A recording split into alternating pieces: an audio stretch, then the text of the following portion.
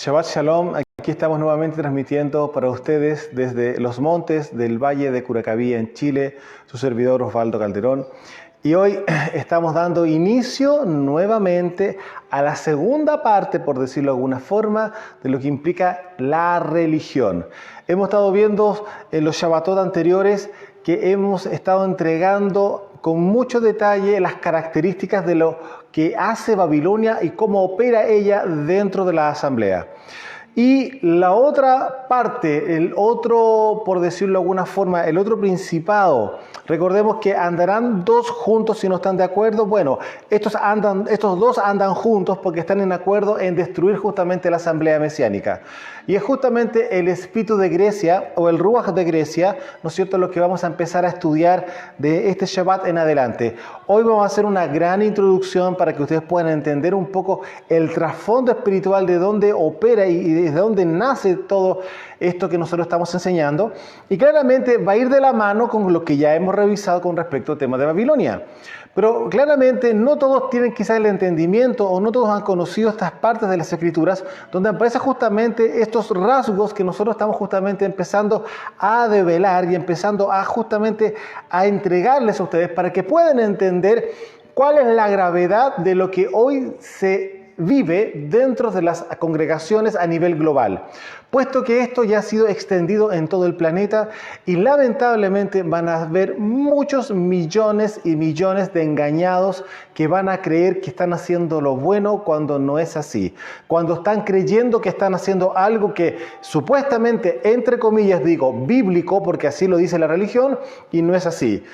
Puesto que hay que entender que las Escrituras fueron diseñadas como un registro claramente del diseño del Padre para este planeta y el diseño que la vida Él mismo daba para quienes eran sus hijos, no para los que posteriormente llegaron a intervenir en el planeta, a los quienes conocemos como la simiente de la serpiente, a lo que hoy llegaríamos a entender como un pensamiento reptiliano, que es de la otra forma en que se podía decir.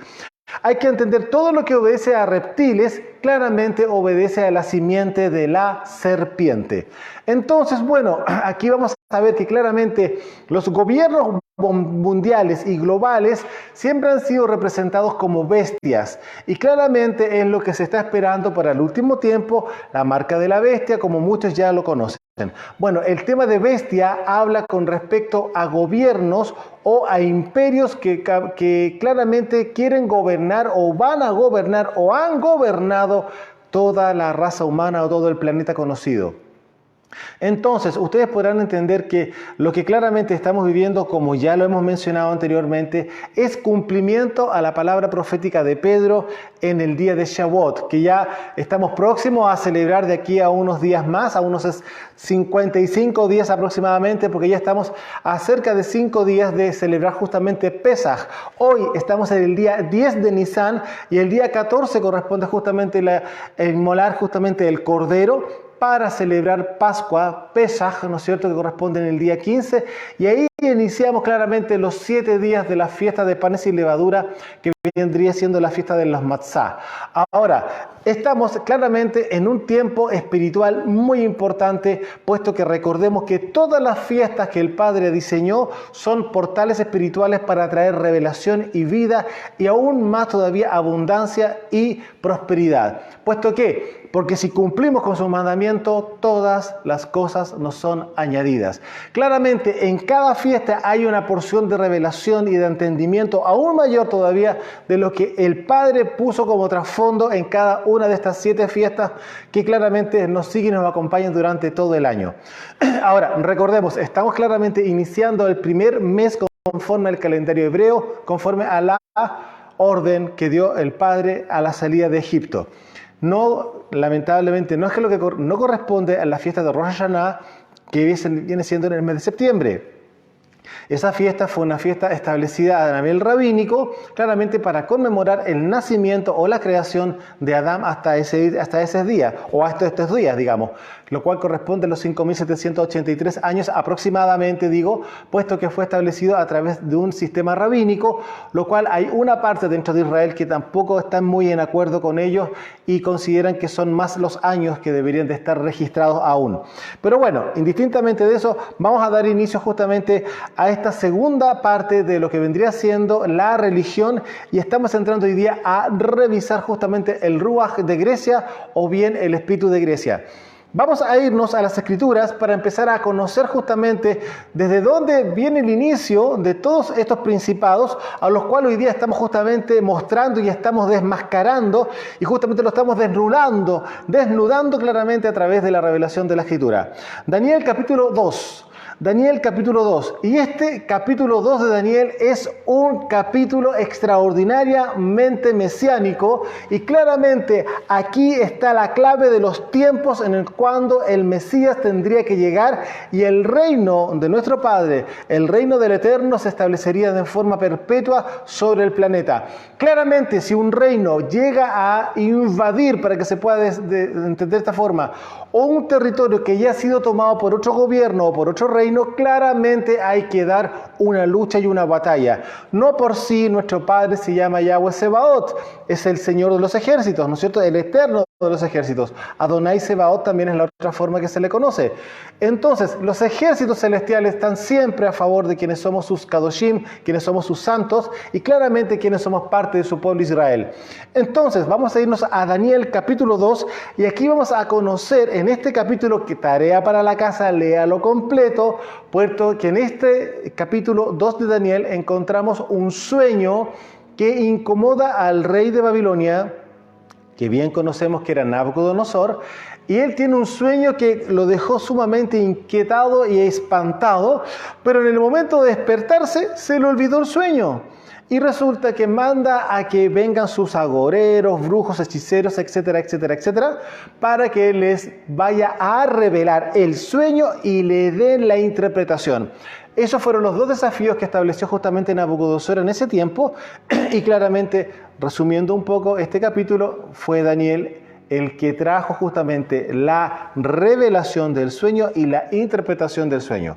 Bueno, en este sueño de Nabucodonosor encontramos una imagen, ¿no es cierto?, con una cabeza de oro, con el pecho y los brazos, ¿no es cierto?, en plata, desde el estómago, desde el vientre hasta los muslos, viene en bronce, con un, por decirlo de alguna forma, como con un faldín que se usaba en esa época, y luego las piernas desnudas, ¿no es cierto?, en hierro, y el final de los pies, los dedos con barro. Repetimos, la cabeza en oro, los brazos y el pecho, ¿no es cierto?, en plata, bronce, vendría siendo desde el estómago hasta las piernas, bronce, y luego las piernas en hierro con los pies terminados en barro.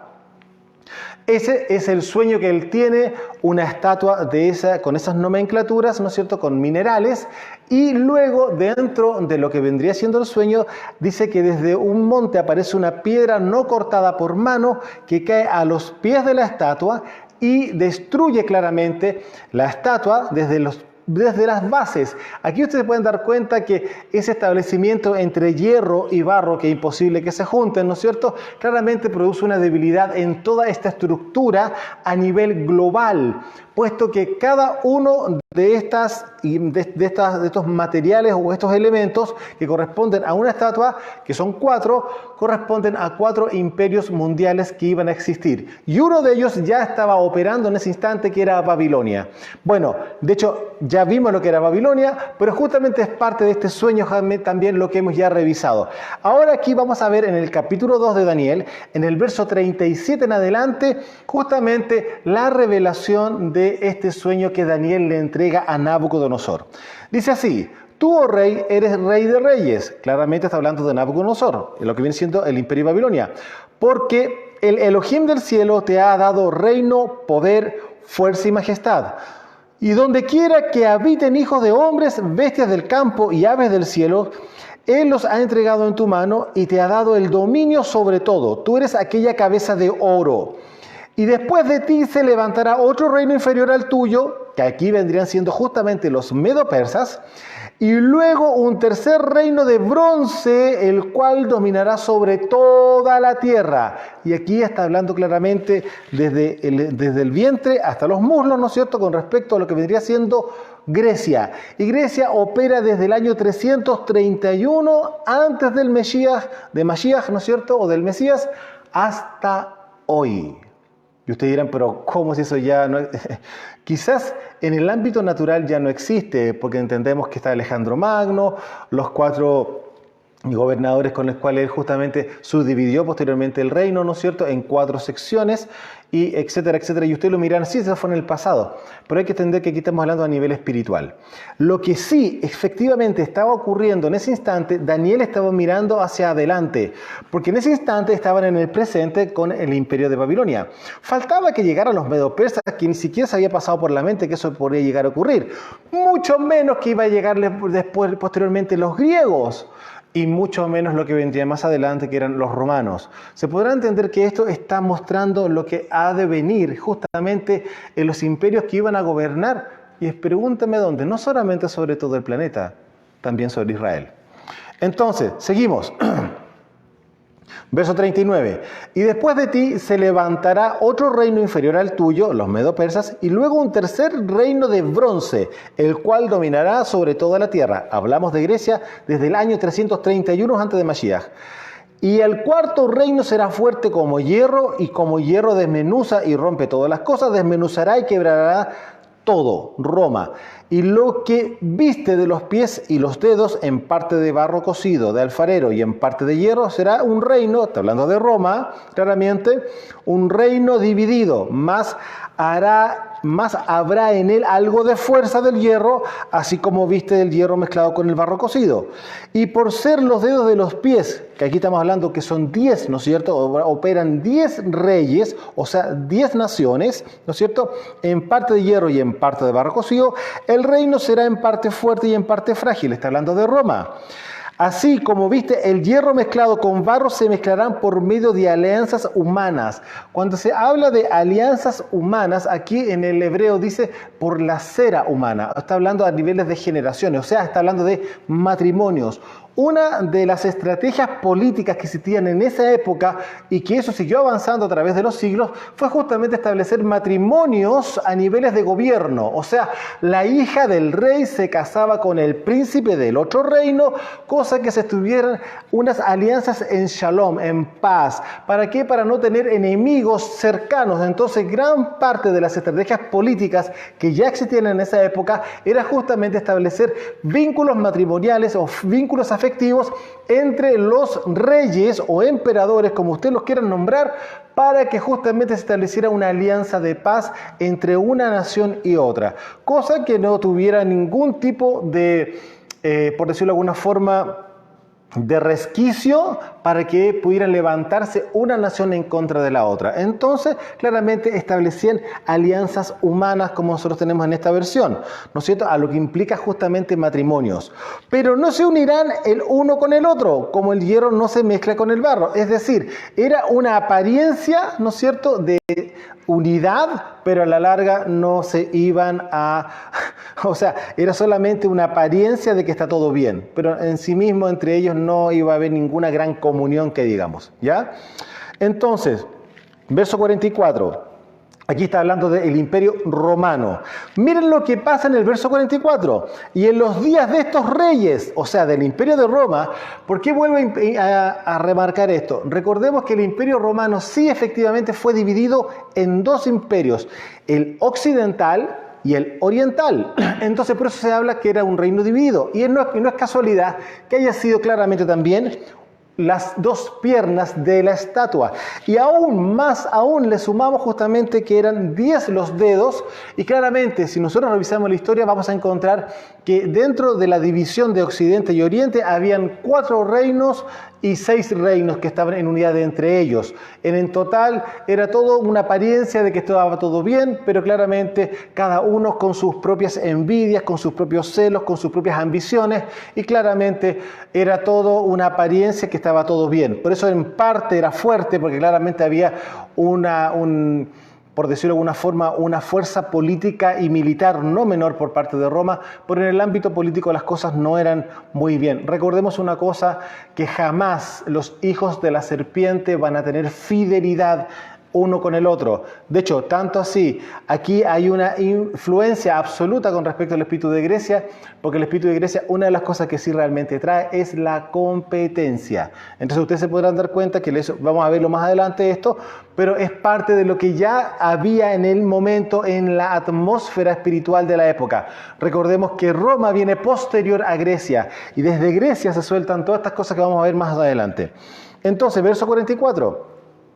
Y en los días de estos reyes, el Elohim del cielo levantará un reino que no será jamás destruido, ni será reino dejado a otro pueblo. Desmenuzará y consumirá a todos estos reinos, pero él permanecerá para siempre. Verso 45.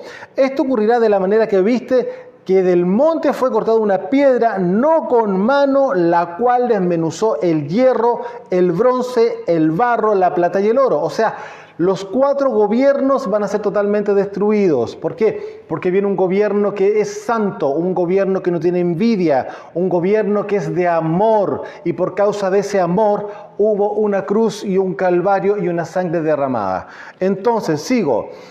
El cual desmenuzó el hierro, el bronce, el barro, la plata y el oro.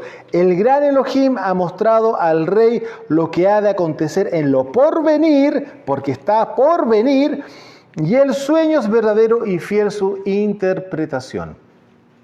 Amados, ¿se pueden dar cuenta ustedes de que aquí estamos viendo claramente los tiempos proféticos en el cual se iba a establecer y iba a llegar justamente el reino? Y un reino no puede venir si no viene con su rey. Y claramente eso fue lo que ocurrió, y es por eso que nuestro rey Mashiach dijo: el tiempo se ha cumplido y el reino de Yahweh se ha acercado. ¿Se dan cuenta?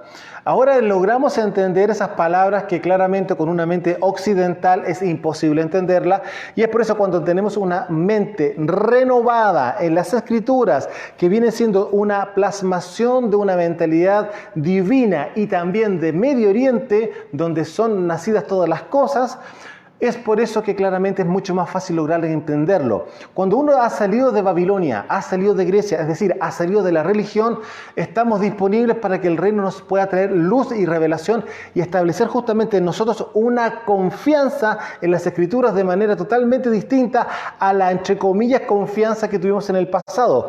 Porque creíamos que lo que estábamos leyendo o entendiendo era lo correcto y queríamos creerlo. Pero sin embargo, muy distinto es cuando uno está leyendo esto y el Ruach HaKodesh está soplando justamente el Ruach de revelación para que se vaya iluminando las Escrituras. Es algo maravilloso lo que está acá, y es por eso que este capítulo 2 es clave para poder evangelizar o entregar el mensaje del reino justamente al linaje directo de Israel. Puesto que si usted quiere ir a entregar el mensaje del Mesías con Isaías 53, usted bien sabe que eso es imposible que usted los pueda convencer de alguna forma, puesto que ellos ya están convencidísimos de que habla de Israel y no habla del Mesías, que nosotros sabemos que es Yahshua HaMashiach. Pero sin embargo, aquí ellos no tienen cómo rebatirlo, puesto que es en este capítulo de donde nace toda la enseñanza y la profecía mesiánica para poder luego complementarla con lo que aparece justamente con Isaías. Así que, amados, les doy esta perla para que ustedes las puedan usar el día de mañana que tengan que encontrarse justamente con alguna persona que venga del linaje directo de Israel o con algún rabino inclusive. Revíselo, estúdielo en su casa y se va a dar cuenta que aquí es imposible que le puedan decir que no vino. ¿Por qué? Porque esto ya ocurrió. Estamos esperando que venga, pero perdón, aquí el Imperio Romano, anteriormente los griegos, antes los medo-persas y antes Babilonia, perdóneme, Rabí, usted sabe que esto ya ocurrió. Entonces quiere decir que en este imperio, en el Imperio Romano, y antes que se destruyese el templo y Jerusalén en el año 70, esto ya debió haber ocurrido. Entonces, ¿quién reúne las características mesiánicas en este tiempo? Y ahí la misma palabra, y el mismo Ruach HaKodesh se va a encargar de soplar justamente revelación sobre esas personas. Bueno, ya estamos claros que aquí ya aparece el espíritu de Grecia, ¿no es cierto? El Ruach de Grecia. Pero miren lo que pasa después en mismo Daniel, vámonos al capítulo 10, al verso 20. Daniel capítulo 10, verso 20, dice así: Él me dijo, un malaj, un ángel, él me dijo, ¿sabes por qué he venido a ti? Le dice a Daniel, ¿no es cierto? Pues ahora tengo que volver para pelear contra el príncipe de Persia. Cuando nosotros leemos esto con una mentalidad occidental, sin revelación, con solamente religión, pero mucha información, claramente uno dice, ¿cómo es posible que un ángel vaya a pelear con un humano? Porque dice claramente el príncipe de Persia. Pero cuando entendemos que esto es un ámbito espiritual y es un ángel el que está hablando, ¿será que es un principado, como bien lo reveló Rav Shaul, Pablo? Claramente, es un principado, es el principado de Persia. Aquí nos podemos dar cuenta que hay una entidad espiritual de las tinieblas detrás de estos gobiernos, detrás de estas naciones, los cuales son los que implantan y justamente de alguna forma ministran justamente sus características en la nación, en los pueblos, ¿no es cierto? ¿Para qué? Para que ese principado de tinieblas se pueda manifestar justamente a nivel natural o a nivel terrestre. Entonces, pues dice acá Daniel 20, puesto que ahora tengo que volver a pelear contra el principado, para que ahora se pueda entender, ¿no es cierto?, de Persia.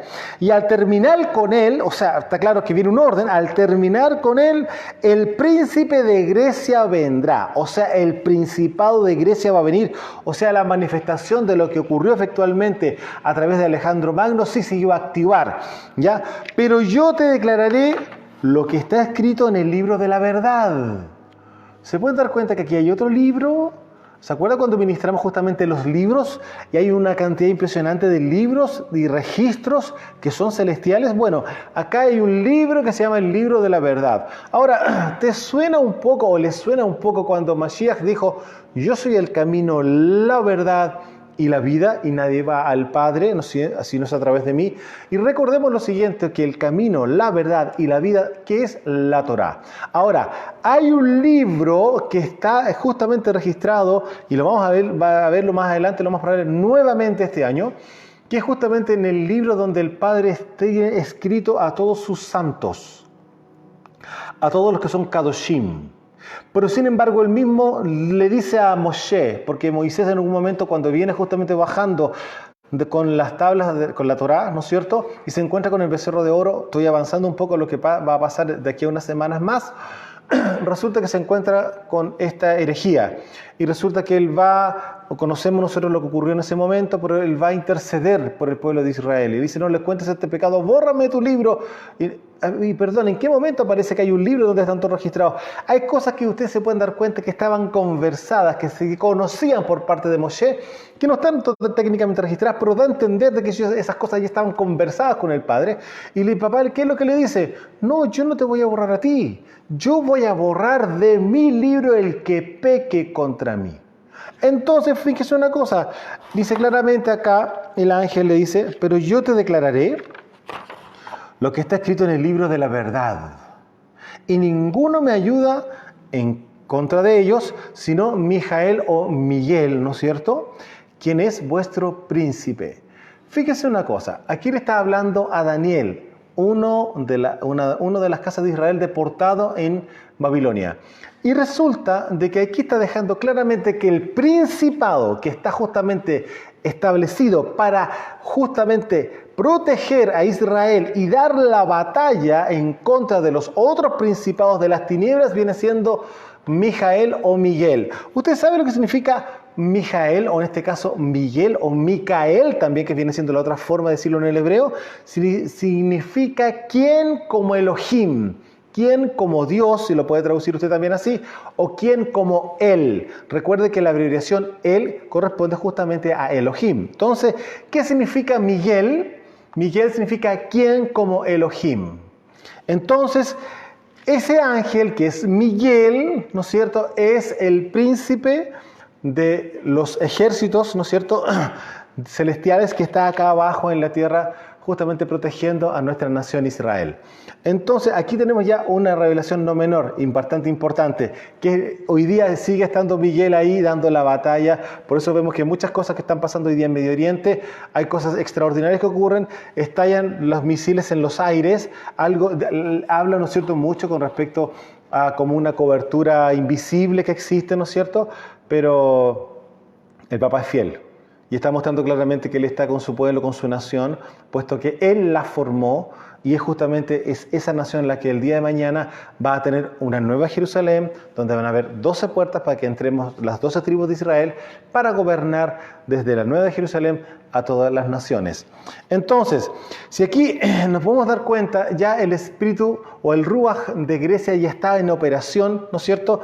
Está mostrando justamente todo lo que va a venir y claramente ya en el sueño está establecido que este espíritu, este Ruach, va a gobernar sobre todo el planeta. De hecho, técnicamente ha sido así hasta hoy día. ¿Y por qué lo digo de esta manera? Porque el sistema educacional que tenemos a nivel global es griego.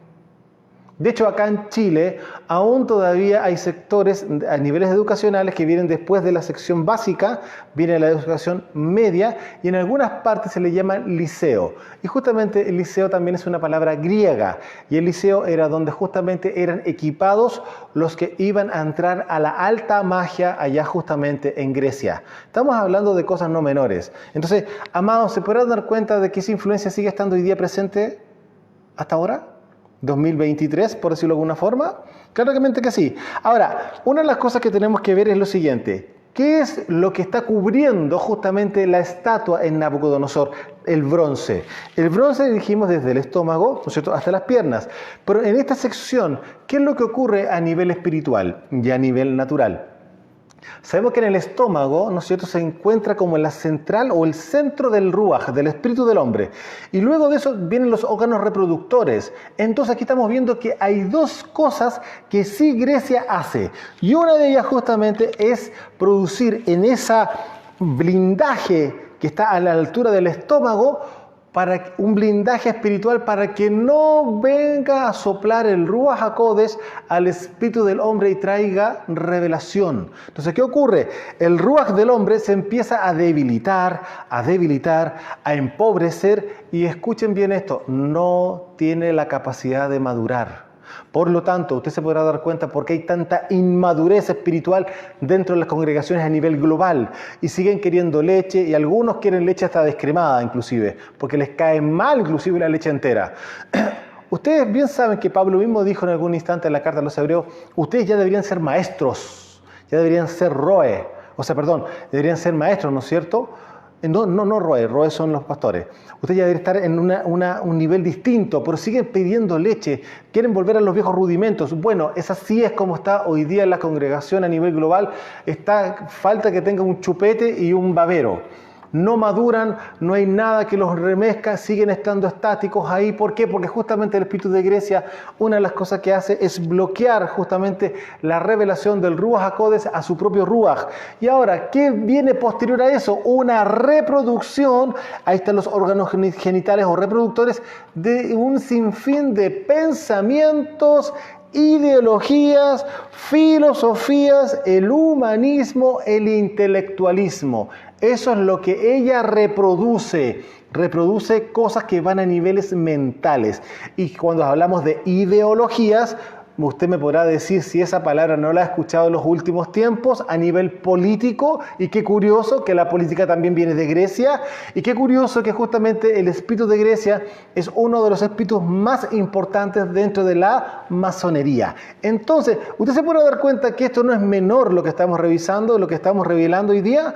Claramente, el Ruach de Grecia es uno de los responsables de las cosas más abominables, conjuntamente con lo que con lo que Babilonia también ha hecho. Entonces, fíjese la potencia que tiene justamente estos dos principados de tinieblas, Babilonia y Grecia, dentro de una asamblea.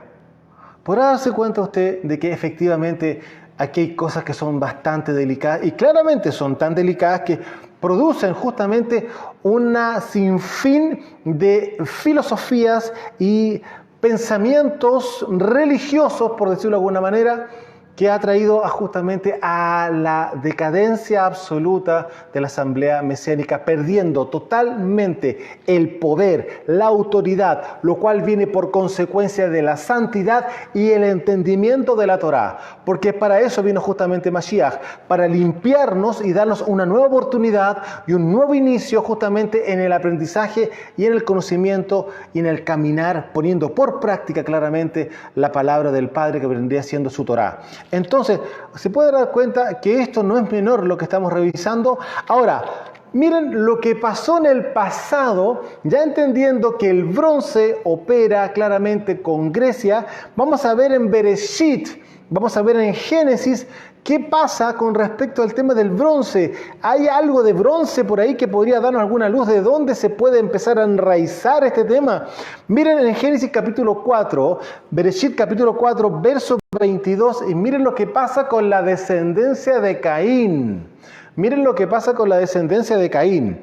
Dice así: y Sila también dio a luz a Tubal Caín, artífice de toda obra de bronce y de hierro. Miren qué curioso. Y aquí vemos justamente estos dos principados, estos dos imperios de las tinieblas, que viene siendo Grecia y después viene siendo Roma, donde Grecia viene siendo justamente el bronce y después vemos a Roma establecido justamente como las piernas de hierro. Qué curioso. Aquí tenemos justamente como un respaldo escritural de dónde vendrían los orígenes espirituales claramente de estos principados de tinieblas que posteriormente gobernaron sobre nuestro planeta. Ahora, aquí voy a ir cerrando en el día de hoy porque esto es solamente una introducción de lo que vamos a ver justamente en los próximos Shabbatot, ¿no es cierto? Y con respecto a todo lo que viene siendo Grecia, para hacer un entendimiento global de lo que implica la religión que está hoy día implícita dentro de la Asamblea Mesiánica. La definición del Ruach de Grecia vendría siendo esta: es la influencia que provoca en nuestra mente estructuras rígidas de racionamiento y filosofía humana. Téngase presente y póngalo entre paréntesis y ahí subrayado: estructuras rígidas, o sea, ¿de bronce? Vuelvo a repetir. El espíritu de Grecia, como definición, el Ruach de Grecia vendría siendo la influencia que provoca en nuestra mente estructuras rígidas de racionamiento y filosofía humana. Ahora, esa estructura rígida, vuelvo a repetir, ¿sería el bronce? ¿Qué cree usted? Amados, estamos dando justamente el inicio a la segunda parte de la definición, o digamos, o el descubrimiento, o la revelación, o dejando al descubierto justamente estos dos principados de tinieblas que están en la religión que obedecen a Babilonia y a Grecia, a lo que nosotros conocemos como la cultura greco-babilónica. Estamos entrando ya a la segunda parte que corresponde justamente al Ruach de Grecia y vamos a ir desarrollando en las próximas transmisiones, justamente en las próximas enseñanzas, los detalles que obedecen justamente a este principado particular de Grecia para poder tener el entendimiento cabal de lo que implica justamente esta influencia demoníaca hasta hoy día. Un abrazo desde Chile, su servidor Osvaldo Calderón. Shalom.